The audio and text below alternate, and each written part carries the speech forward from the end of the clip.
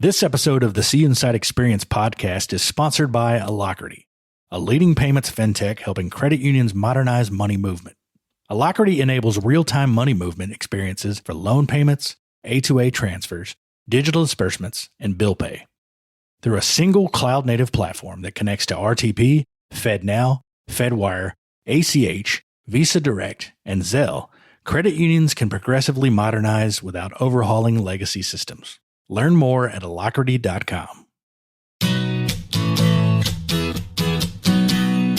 Welcome back to the CUInsight Experience. I'm Randy Smith, one of the co-founders of CUInsight.com, and I am here with my co-host, my partner in podcasting and life, Jilly Nowacki. Hi, everyone. I'm Jilly Nowacki, founder and CEO of Humanidei, and today we're talking about something a lot of leaders experience, but not many talk about openly. Growing into that bigger role. Because leadership growth doesn't stop when you get promoted. And it definitely doesn't stop just because you become the CEO. In fact, for a lot of leaders, that's when the real learning begins. Today, we're excited to have somebody with a unique perspective on this topic. Yes, this is one of the leaders who made me, my former boss, Mark Zook, president and CEO of MAPS Credit Union. Mark grew into the CEO role internally at MAPS, and over the years, he's continued to expand his leadership journey through work across the industry. Many people know him around Trellance, Nacuso, Fileno. Which means he's experienced both sides of this conversation, stepping into a bigger role and continuing to evolve once he got there. Mark, my friend, welcome to the CUInsight Experience. Thanks for taking the time. Well, thank you for having me. It's a pleasure to be here with you guys this morning. And I'm looking forward to the conversation. Oh, it's going to be fun.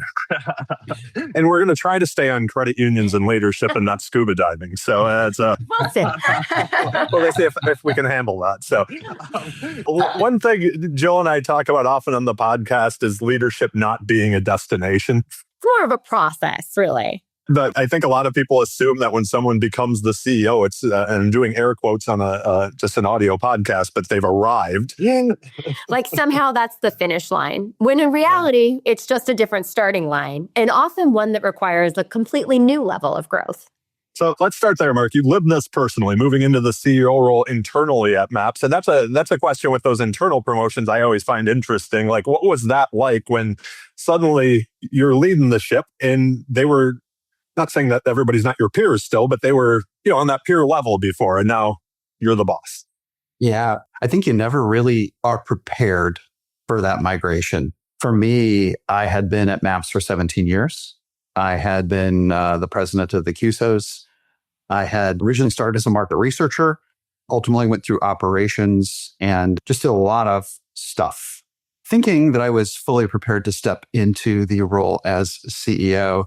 The reality is, I think that you come into those things with sort of an understanding of what you know and absolutely no understanding of what you don't know. What you don't know. So off I go. You have to sort of frame the time and what occurred in that transition. So there were sort of like three things that transpired in there. The first was the old executive team at MAPS, many of them retired with the CEO.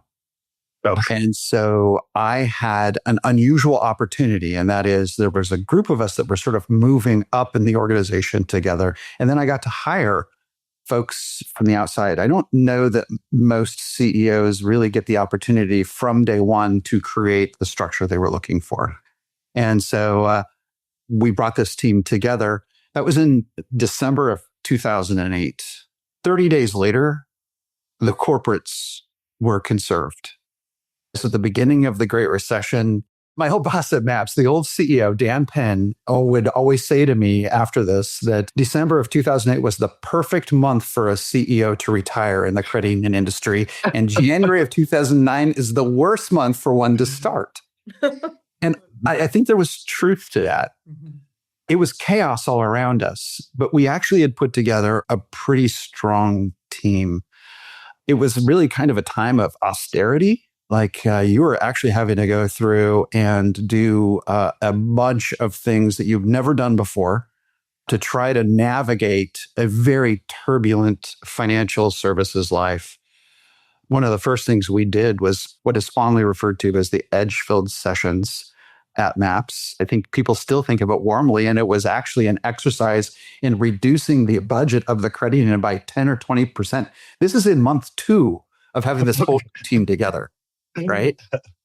So what that did, it was like a rally cry for our organization. And actually, as a new CEO, sort of bringing those things together in that time of crisis created a different environment than I think I would have experienced had it been just, normal operations. I will say our executive team, we were like young. I think I was one of the oldest at 40. And then we had all these very talented executives new to the roles and new to the organization. Jilly Nowacki was one of those executives. Kevin Cole, who's now the CEO at Mid-Oregon, was one of those executives. Tony Silbernagel, who's still the EVP at MAPS, was one of those executives. This was a really good team. We were very smart. We were not always very wise. I think for me, that wisdom played a part in sort of my progression. We sort of knew what to do, but we didn't always know how to do it well. So that beautiful way to learn, though, right? Like, because it gives you the freedom to make those mistakes, but move quick. There was a lot of panic in a very short window of time, and yet we navigated, to the credit of the people who were there. We navigated through what could have been a really hard time, and those edge-filled sessions and the way we aligned as an organization, it was great. I think that it's when you start from that place. And I will say that we had always had struggles we were always a scrappy organization even before that transition, because we had lots of battles with NCOA in the early days and really had to sort of navigate around lots of financial catastrophe. So we were sort of battle scarred to begin with. Moving into that CEO role, it kind of just changed the dynamic, though, because of the time. This is really funny for me to hear you talk about this, because a few months back, Randy and I recorded an episode and the theme of it was type 2 fun. And I actually was referencing those sessions as like type 2 fun, that at the time it felt really hard. But like I look back at them now, it was like, that was an amazing way to bring the team together. And so who knew? But we were just having type 2 fun. But one of the things I think of is that you brought together this young team. Jill's went on to become a CEO. As you mentioned, Kevin goes on to become a CEO. So these people that you were in what I would call not a MAPS mess, a whole industry mess, right? The whole movement was in a mess at that point, the whole financial system, quite honestly. But here you had this team around you, and to look at how those people have grown since then, like they've become part of your, that Belichick coaching tree, right? Like it's a pretty amazing thing. How lucky was I? That's the team I had. That you put together, because that's part of being the CEO, right? So, picking good people. I had a question, and Jill doesn't know I have this one in here, but I want to ask it to both of you. Just before we kind of move on from this, like becoming the CEO and then moving on into the career, but to both of you, do you remember kind of that moment you were sitting there where you're like, oh crap, I am the CEO now? This is like, was there a point where you're like sitting in the desk and you're like, oh, there's no one else to ask. This is on me, right? Yeah. There was a moment of like around, I don't remember exactly the day that the corporates were conserved, but the very next day, all of my finance people were in my office. Jill knows this team of folks. They are not always the calmest humans. And I sat there and listened to them discuss with me in a very animated way about the catastrophe that was occurring. And there was a real sense of needing to take action from these folks.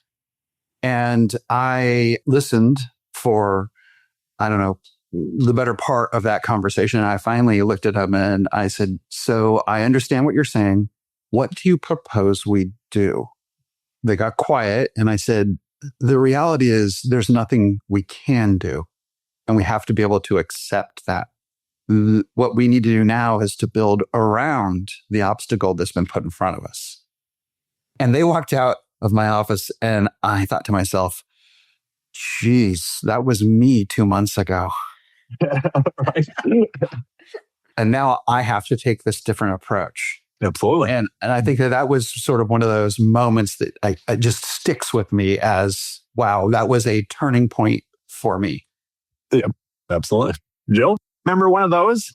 I don't remember as clear when I moved into the CEO role. I don't remember as clear of that type of moment, but there were a lot of small moments, and mine is maybe more of a kind of the opportunity to be the CEO, the opportunity to make the choices coming through rather than maybe the pressure of it. But mine were more moments where somebody would be in my office and I would say, "Oh, let's do this new thing," and they would say, "Well, can we do that?" And I'm like, I mean, like if I say so, we can, right? Like in that kind of like building new programs or moving in that direction. And so those are more of the memories that I have, like early on when we were in the Connecticut League. And so I started at the end of the year and we were moving in and we were talking about making some changes to our annual meeting format, which had been the same thing. And I was suggesting we introduced some elements that maybe would have been a little more fun and not as stoic, perhaps, as they had been in the past. And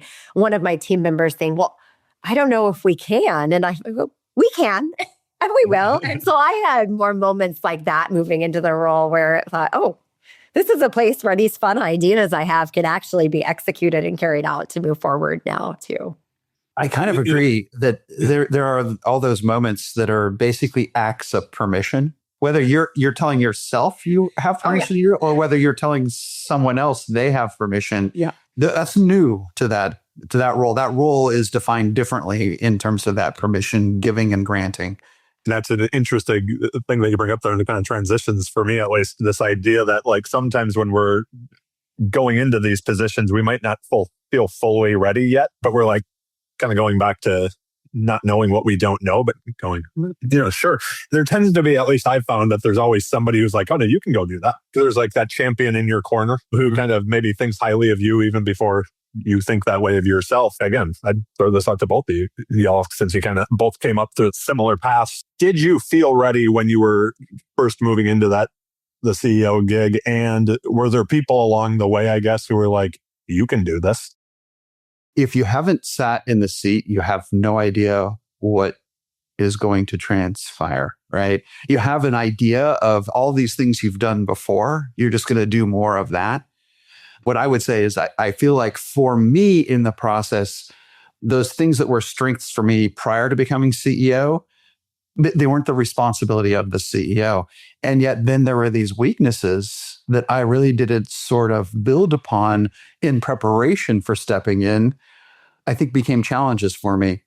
So I guess first, so the strengths, before I became CEO, as an organizational leader under Dan Penn, I was the fixer. I was the man of action, so to speak. I built and I ran things. I built all of our QSOs. I built our operations. Building things was my superpower.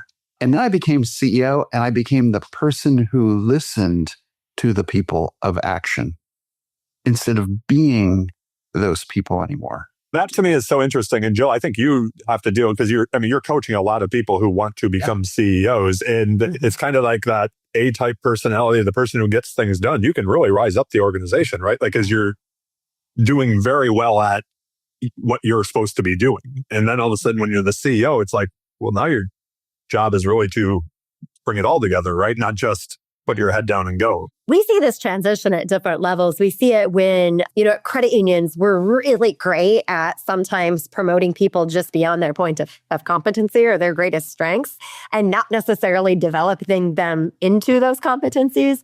And something I read or heard somewhere is this idea of great employees know how to get the work done. Great leaders know how to get the work done through other people. And that's kind of that idea of, so Mark being there, Mark being the fixer and the doer. All right, now, Mark, you have to figure out how to empower and resource and get ready the other people who can be the fixers and the doers. And to some extent, you have to take your hands off some of that stuff. And we see so often, as team members try to find those points, it's so easy to slip back into what our competency is. So like, hey, I'm really good at, creating the newsletter. So I'm going to get back, like when I feel itchy or I feel a little like not that maybe I don't have everything perfect. I'm going to go back to the newsletter. And it's like, no, we still need you on competitive strategy, not on tactical execution. And that can be a really tough transition to make, that like going from the doer to the leader of the doers. And I think sometimes too, so we hear two things. One is, gosh, I'm really not sure I know how to do that, but I know how to do the execution. But the second part of that becomes I don't know what it takes to do that too. And that's what I feel like a lot of leaders don't learn until they're actually in the execution of that in that particular way too. And I think that's where mentors really come in. So Randy, I think you started to kind of get at this idea of like who believed in you, maybe even before you believed in yourself with that. And for me, that kind of going back to that leader who was like, you can do this before I thought I could. And it actually ended up becoming part of Mark's and my story too, but is Tracy Kenyon. So from the beginning, she was the one who always, as my first boss, and kept moving me forward. But like, Mark and I met because I interviewed for the CEO job at the Credit Union Association of Oregon. And when I got the call from the recruiter saying, hey, do you know anybody who might apply for this job?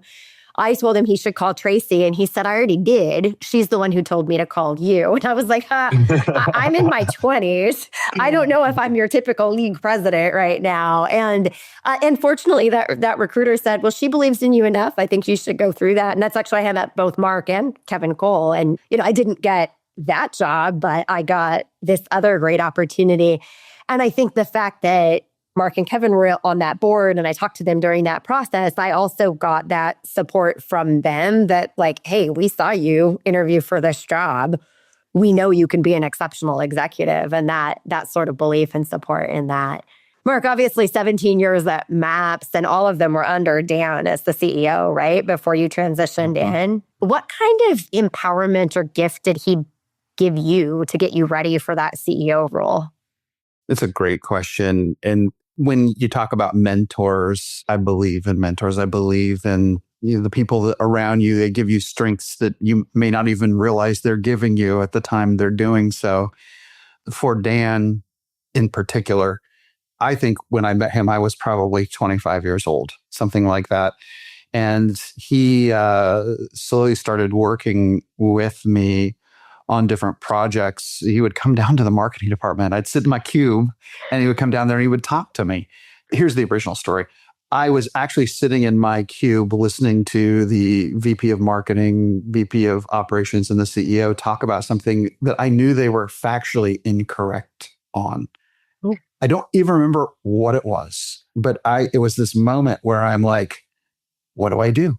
So being the good student, I raised my hand. Awesome. The CEO, Dan, looks at me. He's like, "Is your hand raised?" Yeah. And he says, "Well, what are you trying to say here?" And I said, "Well, here's the deal. What you're talking about, I understand the direction you're going, but the research says something different." And he said, "Can you write that down?" And I said, sure. So I wrote it. He's like, email that to me. So I wrote it down and I emailed it to him. And then like a month later, I get a phone call. So there were 2 stories to this old office building, and I'm in a cube farm on the first floor, and he's in the suite of offices upstairs. I don't think I'd ever been up there before, just so we're clear. So he calls and he's like, can you come upstairs? I literally thought I was going to get fired. Oh. I had no idea why I was getting called.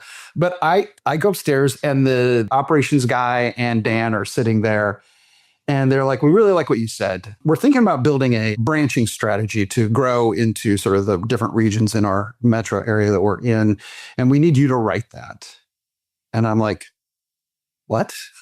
It's very confusing. Like, okay, sure, I can do that. So I go and I draft this whole document and I sent it up to them. And they called me up and I reviewed it with them and they said, this is great. You can go back to your cube now. I did that. About a month later, I get another phone call and they're like, hey, can you come up? We need to talk to you about something else. So I go upstairs and they're like, so we need to write a strategic plan for the credit union. And we think you should probably do that. And I'm like, I'm 25. There's no reason why this human should be writing this plan. And so I'm like, okay. So I go downstairs, I write a strategic plan, which was ultimately a business plan as well. And I delivered it to them. They're like, can you present it to the board? And I'm like, okay. And so they had me present it to the board, and that became our strategic plan. And every step of the way after that, Dan guided me to do things that I thought were sort of kind of audacious challenges. And he just had this sort of almost like, to me, it was like blind faith, because I kept on thinking, why in the world is this guy having me do all this stuff? When we went through all of the NCUA stuff, we had to shave $1 million off of what was like a $7 million operational budget. And he's like, go do this. And literally, you know what I did? I'm like, I have no idea how to do this. I went online, and I think Q's had this book written by, I'll never forget, the CEO back in the day named Hank Klein, who wrote a book on how to reduce expenses in a credit union. And I bought that book.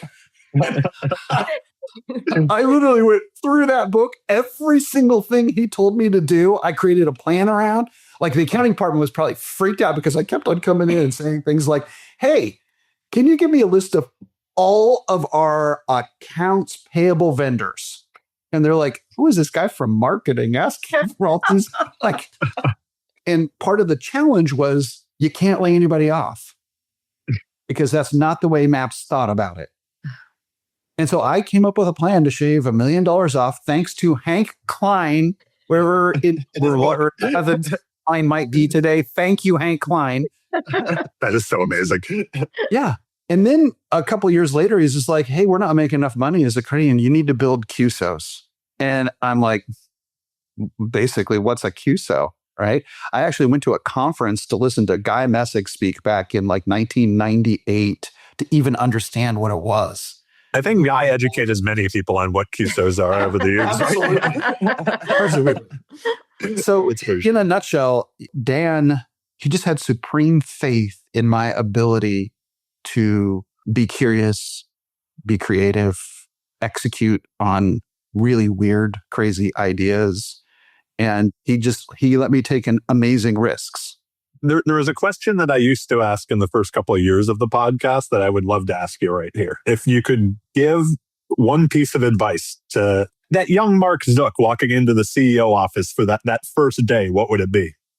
I say this, and to me it was, and I just used the statement, and that is be curious. So many times it feels like people step into a role and they assume they've achieved that position and that means something, and they stop thinking of themselves as the student. They start thinking of themselves as the teacher. And you're never going to move the organization forward in a spirit of creativity and service to member and all of that if you can't think outside of the lines that are drawn. And that's something that I'll tell you that, like, I've been getting to know you more recently. Like, your curiosity and the way you dig into something is, and you can see that just from the story you were talking about, Dan giving you, like, oh, okay, let's figure out how to do this. That it's obviously hasn't stopped since you became the CEO. I hope it never stops. I know it comes from my parents, and I know they instill that in me, back to mentors who are really important. But this sort of idea of iterating on whatever's in front of you is really, to me, important. So, Mark, one thing I know about you is you've always really looked for opportunities to engage in the system outside of MAPS as well. And I'm sure that's a big part of satiating that curiosity, but also maybe even provoking it more. So how have things like serving on the board of Nacusto or Trellence or now finally continued to shape your growth and cultivate that curiosity? It makes sense you being on the board of our think tank for our industry, right? It seems to fit this conversation. So. After you do what you do for a few years and you sort of get settled into that seat, you need to have other sources of sort of intellectual renewal where you're feeding what you know with what you don't know, And that has always, basically board services, always been one of those feeders for me. And I think it's not only the successes. Like I look at Trellance and I look at the evolution of Trellance, and I'm on this wild ride with Trellance from the time I started to where we are now, which is a totally different organization. The iterative nature of that organization is really exciting to me. But sometimes it's the ones like ongoing operations where you learn the most, where you have a board that you helped nurture this small organization into a large organization, and then it struggles. And what you learn from the pain is irreplaceable. You don't get those experiences often. And when you do, you need to learn from them. And it teaches you sort of how to sort of think about what the shadow side of everything might be, right? You hope you don't get those experiences often. You right? sure hope you don't. I have often thought to myself, if there is actually a string of these where I'm on a board that isn't successful, it might say more about me than anything else. So It's the common denominator. I realized that about myself in relationships before I met Neil. So I was the common denominator. To get us back on track. Has that changed the way that you run maps, those experiences? You know what? It's really an interesting question. I've never really thought about it in this context until you asked that. But yes, it changes you. And also, you don't want to be consumed by the failure or the disappointment. You can't let that control where you're going. It lays a great foundation for those risks that could be inherent in an organization that you want to watch out for. But you should learn from it and then continue to be curious, continue to sort of evolve your organization with an understanding that sometimes things don't always work out. I think one of the other elements that can be really interesting to that is this sort of be aware that things might go wrong and be cognizant of that and plan that things could go wrong. And also that ability to cultivate resilience, to understand that like even when things do go wrong, it doesn't mean you have to completely just give up. Like you can still bounce back from something going wrong. You can still move forward. There's sort of always an option there to move out of that or move through that when things do go wrong. And I think if you've been a leader who's never been tested in that way, that first thing that goes wrong can be a whole lot harder to deal with. So lucky you for becoming a CEO in January of 2009 and just right away of cultivating that resilience. I like what you're saying. Ultimately, if you understand how to accept it, you become stronger as a leader. It could stand in front of you and be something that makes you more cautious. But then again, depending on how you look at it, you could grow, you will grow, and you will be a stronger leader because of it.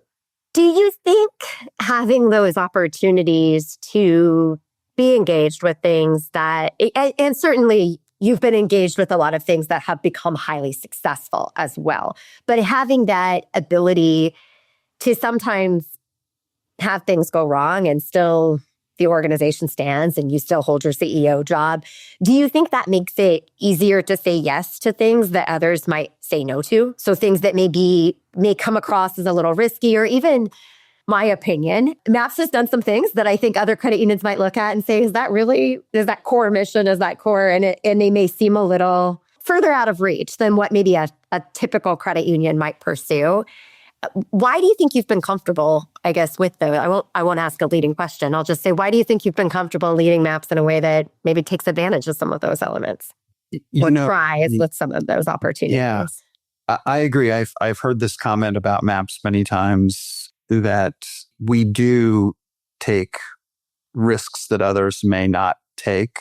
I sort of believe, first, I should give thanks where thanks is due. And that is, I have a board of directors that at times, sometimes, they are not a typical board of directors. They pride themselves on being forward-leaning, being focused on creating the best organization possible and taking risks to do that.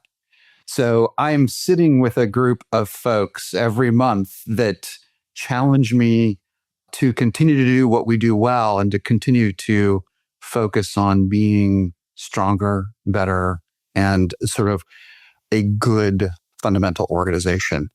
Now, having said that, when I first took over the CUSOs, I put in rules that I sort of always lived by, and that is sort of failing fast. If a CUSO isn't successful in a couple of years, it's actually in 24 months, and there are certain targets for success, that we wind it up. And that is actually a learning experience, not a failure. Only so many resources. There's throwing so good many- money after bad is Exactly. and people and brain space. Oh yeah. Yeah, absolutely. Clear the deck. Just move on and move to the next thing. And so that's been great. There have also been other situations where, like cannabis is a great example. I think we were one of the first to start doing cannabis. I think we're still the largest cannabis financial institution. When we decided we were going to do that, and I can tell you all the rationale for why we did it. Jill was, I think, still there when we were sort of rolling this out. But ultimately, we discovered, like every financial institution, you have actually a customer or a member that is a cannabis dispensary, and then you have to try to figure out what to do. In our instance, that business, Brown Bunny, I will never forget the name, Brown Bunny, was discovered, and they had also received a bunch of bad press in the local newspaper, where it was essentially the county was coming down on them. Not that they were doing anything wrong. They were doing what they needed to do, but the county was a little unhappy with them. And so we had agreed that we were going to exit the relationship. And then I saw the front page of the newspaper with Brown Bunny and the county. And I said, hey, before we shut them out too, let's take pause and sort of think about what their financial services needs are and how does the Cole memo apply. And our attorney at the time said, I think we can actually manage this. We decided to allow them to stay. And like all good bunnies, those relationships proliferated. And Brown Bunny was very good at telling everybody that we were willing to allow them to stay. And the next month we had 10. Like all good buddies. Like all good buddies. At the next month after that, we had 20. And then I realized I have a different issue. And so I went to my board, and fundamentally, there had been a lot of press around cash on streets and how dangerous that was. And our board basically said, we need to do a public service. We need to actually take cash off the streets. And so we went out and went through the process of sort of building that whole thing. So those are the kind of things where it may seem controversial, but internally wasn't so controversial. Mm-hmm. Honestly, we just felt like that was what we should do. And that's been true with service to the industry with our CUSOs. We try to build CUSOs that serve the industry by either reducing expense or generating income for those credit unions. And when you think about that in the context of member return, we're helping, I think we serve a couple hundred credit unions in the United States. We're helping those credit unions provide greater member return. We're helping MAPs provide greater member return. So when you actually take it back to the mission of why you're doing it, it seems pretty logical. As you're talking, it's hard for me not to reminisce, of course, having been there too. And another element going back, 15 years or so, and thinking about that, I think about too, the way leadership shaped the decision to serve the underserved as well. And when we made a decision as an organization to ensure that we were serving all members of our community, including the migrant farm workers and Spanish-speaking members in the community, it wasn't just that the board said, okay, go ahead with this, but when we decided to take a service trip to Oaxaca, Mexico, and get a better understanding of where our neighbors were coming from, there were board members who came on that trip too. And so that idea really of a board that's fully committed to advancing the mission and connecting to the work, not being hands in it, not being in the weeds, but being able to truly understand and get behind and support the different ways other than rates on checking accounts and rates on loans, but to really strategically stay at that level and then stay out of the day-to-day tasks on it, but to stay behind the mission I think that is a really special philosophy that a board can embrace with that too. Yeah, it has to start there, at least I think in any credit union, it has to start with a good idea and a board that's willing to support that idea. And I'll give you another example, and this is one that you started at MAPS, Jill, and that is our foundation. The reality is that foundation doesn't look like other foundations. I mean, you conceptualized what you wanted to do. We built that out. And then we started adding, in conversation with the board, we started saying, here was literally, this is sort of it's not always pleasant to think about sort of idea, but we started thinking about that in the context of, we don't know what's going to happen in financial services. We don't know whether 50 years from now, MAPS Credit Union is going to be here, but we could build a foundation that serves this community that could be jettisoned if something happened to MAPS because we were endowing it. And right now, today, that foundation now has over $5 million in endowment, growing at probably $1 million a year. And it's serving all of the communities from a financial literacy perspective, from a community vibrancy perspective. It will touch the lives of people in the Mid-Willamette Valley all the way into Portland now for many, many years to come. And it's not requiring MAPS Credit Union to be here to do it. What a good demonstration of the importance of iteration, though, because if something just gets started and then it's like, okay, well, that's what it was started for, so now let's leave it alone, versus that idea of like continuing to build on something, to continuing to understand, hey, what may have been true 15 years ago, like you can't just leave it there. You have to be able to continue to evolve that.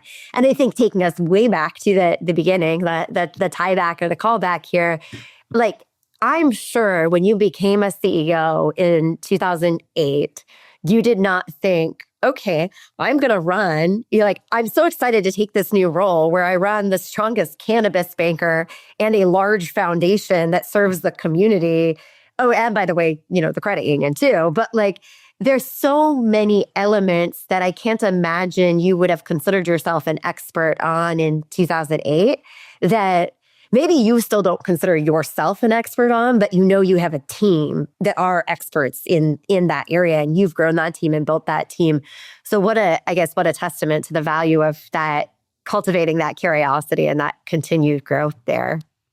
Yeah, it's the whole of the organization that sort of drives that. Now, the little nuggets we put in place 15 years ago sort of have grown and have leaders of their own sort of driving all of those sort of things. It's interesting. That year we built the foundation. Right before it, we built 3 CUSOs that year. And I was just thinking about it this morning when I was reading some of your questions, how, in 2010 or so, we built a registered investment advisory that we ultimately sold. And we sold it to Mike Pryor and CUFN, and it now serves credit unions. It's probably got $10 billion in assets in that thing, serving credit unions all over the United States. And then we built some member building partners, and it became CU Capital Management. And now Mitchell Ansler runs that just beautifully. And then we built CU and the CU Benefits Alliance that now serves probably 40 or 50 credit unions, all run by folks outside of the internal MAPS organization. So you look at that, these are just little seeds that we sort of tossed, saying, hey, what about the concept? What about the idea? Could it manifest itself? And it's just cool to think back on the fact that we had these, little roles to play in building these things out. Well, it is my job to watch the time. So now we're gonna start to wrap this up. There was no doubt in my mind that we could have just talked forever on this one, but we can't do that. So we'll have to do it again or do it on a surface interval. So anyways, I had to bring diving in. So just some rapid reflections, and I'll start us off so we can close on this, but just kind of the first thing that comes to mind. Jill, do you have one you want to throw out? Yeah, first thing that comes to mind, one quick moment in your career when you realized you had grown as a leader. I think that I've never been a really great builder of executives. I've often just sort of hired really talented people and they've cultivated on their own. It's not me. And so there have been moments where in more recent years when I've looked at our executive team and I've said, I'm starting to get this right. And so that might have taken me 10 years to do. In reality, we've had lots of excellent leaders coming through and really just sort of getting the idea of getting the right people and the right balance and the right structure with the right authority and really just everyone loving what they're doing. It took me, because I wasn't good at it, it took me a lot of time to get us there. So, there's one that I have on this, and kind of being that entrepreneurial founder, like when starting CUInsight, it was just like, okay, this is what we're going to do. I used to say the CUInsight way a lot, which I've tried to stop saying and things like that over the years. But like it was that learning and that realization that, okay, as long as the vision is set, there's different ways to get to it. So that's something I stole from Jill, was the tell me more. When somebody has an idea that wasn't exactly what I was thinking, where I'm just like, no, this is how we're going to do it. That type of a thing where then it's like, okay, no, that could work too. All right, cool. Let's run with it. Let's do it. So, yeah, but that was a switch that I think went off in me. Probably took way too long also for that to happen for me. The next one, I think I may have just answered the next one, but it's a leadership lesson that took longer than you expected to learn. Yeah, all of that. Right now, I was listening. How about one last one, and then we'll wrap, because I know we're at the time. But what is something rising leaders should remember when they step into bigger roles? I think building a network of experts, whether they're internally or externally in the organization, that you can have candid and honest conversations with, always testing what you believe intuitively to be correct, testing that to make sure that you're making the best decisions possible for the entire organization. I just think back to mentors are just really important. I would add, you also don't have to have all the answers. It's okay to say, I don't know, but I'll find out for you. So, agreed. And I think I see it a lot, and I'm sure I was guilty of it in the beginning, that idea of this presumption that if you're a leader, you must know the answers, right? Anyways, we could end with that. Mark, thank you so much for joining us today. Hey, my pleasure. It's always good to hang out with you guys. Thank you, Mark. Thank you for the leadership you continue to bring to MAPS and to the credit union movement. Well, thank you. One thing that I really appreciate is part of this conversation is the idea that leadership isn't static. It's something that grows over time. Absolutely. Sometimes these roles we step into are bigger than the ones we initially feel ready for. And often that's exactly what it is that helps us grow. Again, Mark, thanks for sharing your perspective, and thanks for the leadership you continue to bring to our movement. To our listeners, thank you for spending time with us today. If you enjoyed this episode, please subscribe on Apple Podcasts, Spotify, or wherever you listen. Share it with a colleague on LinkedIn. And can't wait to see you next time on the CUInsight Experience. We'll be back soon with more conversations to help you lead with clarity, confidence, and purpose. Until then, take care, and we will see you next time. Thanks again to Alacrity for sponsoring this episode of the CUInsight Experience podcast. To find out more about Alacrity, visit alacrity.com.